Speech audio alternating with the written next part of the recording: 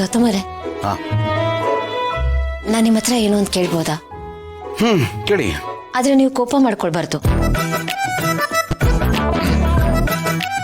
ಅಂದ್ರೆ ಕೋಪ ಬರುವಂತದ್ದೇ ಏನೋ ಕೇಳಬೇಕು ಅಂತಿದ್ದೀರಾ? ಯಾಕೆ ಬೇಕು?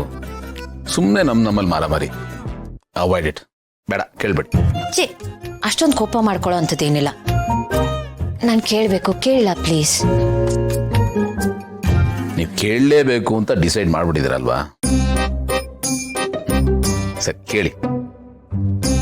ಅಪ್ಪಿ ಮೇಲೆ ಯಾಕೆ ಅಷ್ಟೊಂದು ಕೋಪ ಮಾಡ್ಕೊಂಡ್ರಿ?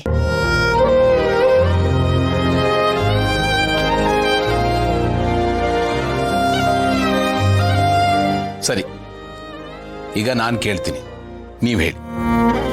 ಸಪೋಸ್ ನನ್ನ ಜಾಗದಲ್ಲಿ ನೀವಿದ್ದಿದ್ರೆ ಏನ್ ಮಾಡಿ? ನಾನು ಮಾಡೋದನ್ನೇ ಮಾಡ್ತಿದ್ರಿ ಅಲ್ವಾ? ನೋಡಿ, ನಿಮಗೆ ನಿಮ್ಮ ಅಪ್ಪ ಅಮ್ಮನ ಬಗ್ಗೆ ಎಷ್ಟು ಗೌರವ ಇದೆಯೋ, ಅಭಿಮಾನ ಇದೆಯೋ, ನನಗೂ ಅಷ್ಟೇ ಇದೆ. ಯಾಕೆಂದ್ರೆ ಅವರು ನನಗೆ ಅಪ್ಪ ಅಮ್ಮನೇ. ಅವರ ವ್ಯಕ್ತಿತ್ವಕ್ಕೆ ಧಕ್ಕೆ ಬರುತ್ತೆ ಅಂದಾಗ ನಾನು ಮಾತಾಡ್ಲೇಬೇಕಲ್ವಾ? ಅದು ನನ್ನ ಡ್ಯೂಟಿ. ಈಗ ಹೇಳಿ, ನಾನು ಮಾಡಿದ ಸರಿನಾ ತಪ್ಪ? ವಾವ್, ಏನ್ರಿ ಇದು? Unexpected kiss of the year. Token of thanks.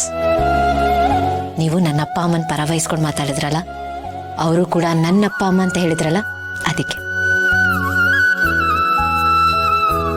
ಈ ಮಾತು ಮನಸ್ಸಿಗೆ ಟಚ್ ಆಗೋಯ್ತು.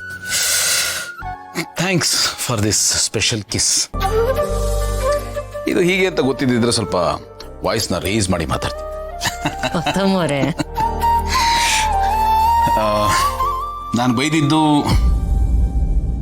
ಅಪೇಕ್ಷೆಗೆ ಹರ್ಟ್ ಆಗಿದೆ.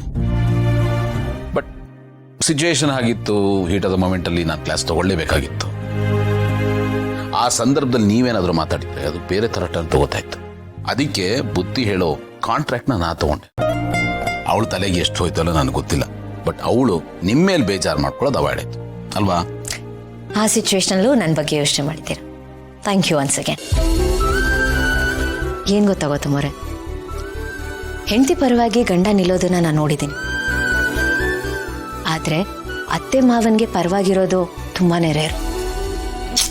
ಆ ಮಾತು ಮನಸ್ಸಿಗೆ ಟಚ್ ಆಗೋಯ್ತು. ನಿಮ್ಮನ್ನ ನಾನು ಪಾರ್ಟ್ನರ್ ಆಗಿ ಪಡೆಯೋದಕ್ಕೆ ತುಂಬಾ ತುಂಬಾ ತುಂಬಾ ಲಕ್ಕಿ. ಈ ಮಾತನ್ನ ನಾನು ಸಾಕಷ್ಟು ಸಲ ಹೇಳಿದ್ದೀನಿ, ಆದರೆ ಇಷ್ಟು ಸಲ ಹೇಳಿದ್ರು ಕಮ್ಮಿನೇ.